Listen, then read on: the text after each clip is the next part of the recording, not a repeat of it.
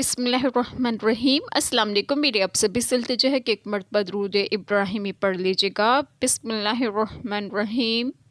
اللہم صلی علی محمد وعلی آل محمد کما صلیت علی ابراہیم وعلی آل ابراہیم انک حمید مجید۔ اللہم بارک علی محمد وعلی آل محمد کما بارکت علی ابراہیم وعلی آل ابراہیم انک حمید مجید۔ بسم اللہ الرحمن الرحیم۔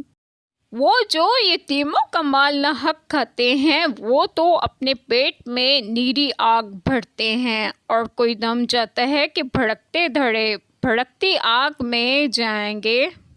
بسم اللہ الرحمن الرحیم۔ آج جو بات آپ لوگوں سے ڈسکس کروں گی وہ یہ ہے کہ اس آیت کریمہ میں ہے کہ وہ لوگ جو یتیموں کا مال ناحق کھاتے ہیں وہ لوگ اپنے پیٹ میں نیری آگ بھرتے ہیں، یعنی یتیموں کا مال ناحق کھانا گویا آگ کھانا ہے، کیونکہ وہ سبب ہے عذاب کا۔ ایک حدیث مبارکہ میں ہے کہ روز قیامت یتیموں کا مال کھانے والے اس طرح اٹھائے جائیں گے کہ ان کی قبروں سے اور ان کے منہ سے اور ان کے کانوں سے دھواں نکلتا ہوگا، تو لوگ پہچانیں گے کہ یہ یتیم کا مال کھانے والا ہے، اور ایسے لوگوں کا ٹھکانہ دوزخ ہے، اور کیا ہی بری جگہ ہے۔ اللہ تعالی ہم سب کے تمام گناہوں کو معاف فرمائے اور ہمیں صراط مستقیم کی راہ پر گامزن کریں، اور آپ سب کو آپ کے گھروں میں خوش و خرم رکھیں اور صحت و تندرستگی بھی دیں۔ آمین۔ جزاک اللہ خیر۔